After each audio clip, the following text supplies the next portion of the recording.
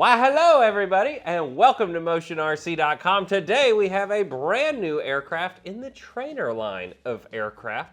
This is the Altura. It's a perfect, ready-to-fly trainer that's going to get everything you need right out of the box for you to start flying with. So, without further ado, I think it's time we get this thing out of the box. Hey, wait a second. This is supposed to be a trainer airplane. How about I build this airplane this time? We know you can build them. Let's get to the build, guys.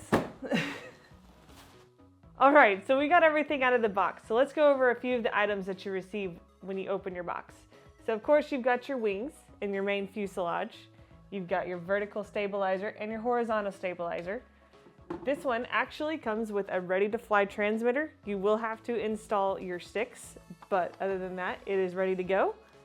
You've got a charger ready for you, and you've got your Skynetic battery. So we've got everything we need out on the table. Let's get started assembling this model.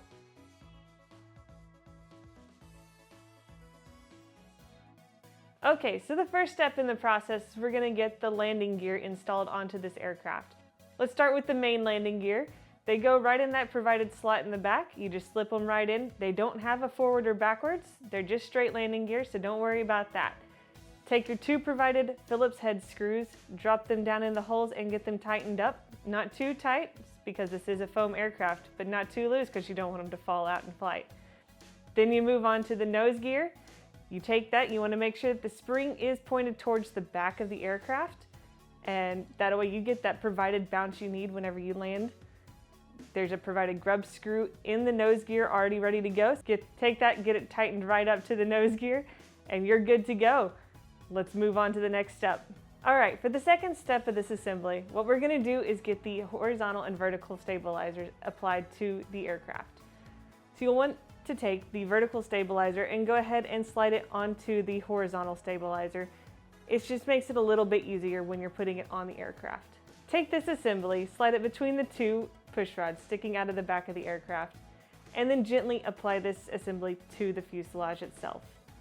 Then you're going to take the fuselage, turn it over, and set it into an aircraft stand, and take your two Phillips head screws that are provided, and screw them into the two holes in the back of the aircraft to affix this assembly to the aircraft. Okay, so for step 3 in the process, we're going to go ahead and get the wings put together. This is varying away a little bit from the instructions. It wants you to go ahead and put the push rods on and get the prop on, but just from knowing the little bit of experience that I do, we're going to save that for a little bit later in the assembly. So let's get started on these wings. So the first thing you'll want to do is get your wings out on the table and have them facing down. You'll see there's two little holes where the servo leads are sticking out. You'll want to go ahead and pull those servo leads out of the wing. Get those set out to where they're in that channel. Next, you'll want to take your carbon spar and get it slid into one side of the wing.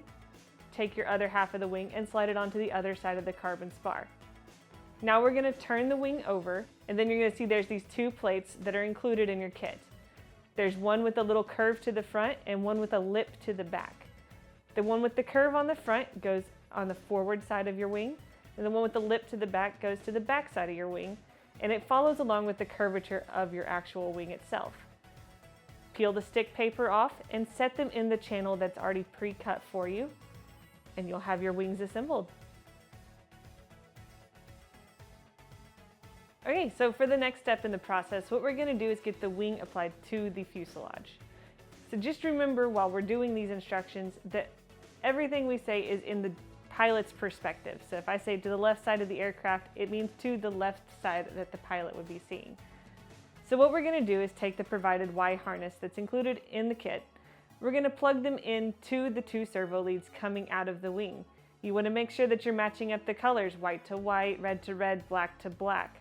That way you don't have any backward servos or one that doesn't work for some reason. Get both of these plugged in, and then you'll take the entire assembly and turn it over onto the top of the aircraft. Remember that the ailerons go towards the back of the aircraft.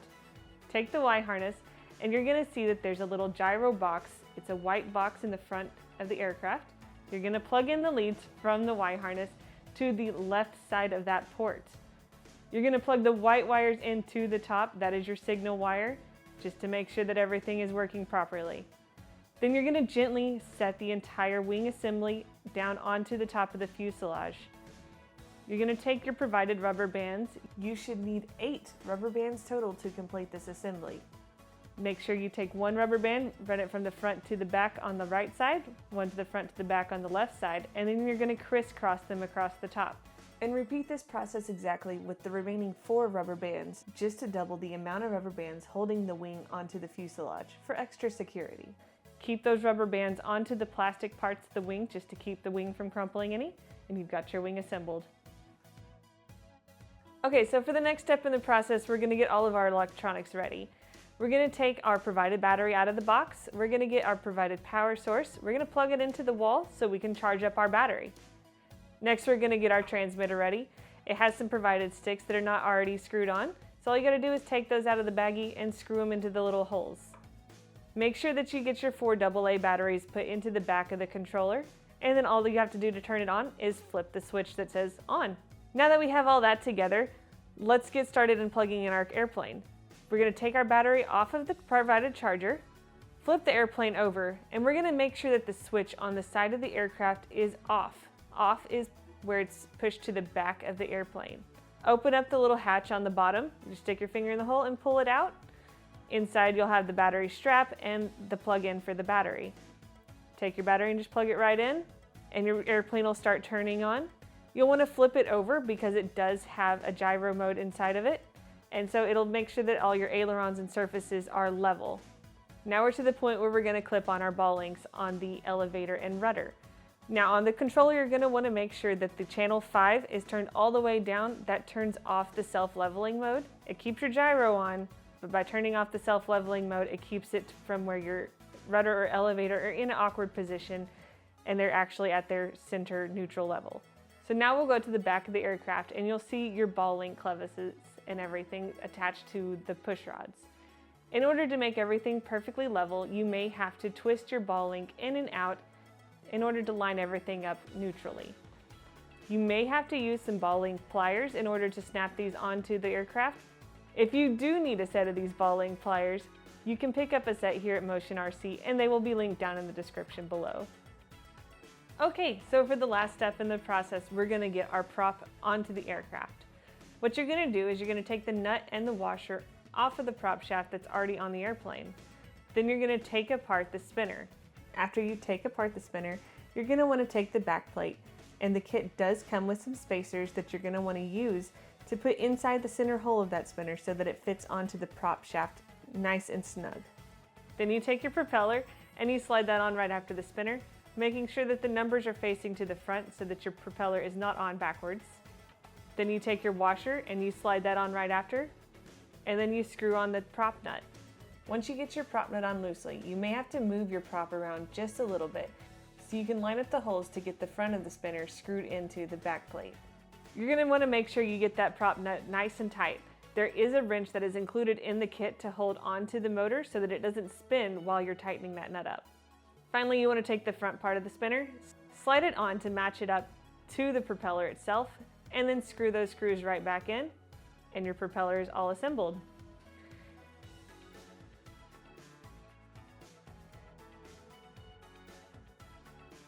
Okay, well that gets the Altura all assembled, and as you can see, it wasn't a super difficult build, and if I can do it, anyone can do it. Well everyone, it was a pleasure doing this for you, and I'm Lori here at Motion RC, and whether it's air, land, or sea, you can get it right here at Motion RC. See you in the next one, guys. Bye.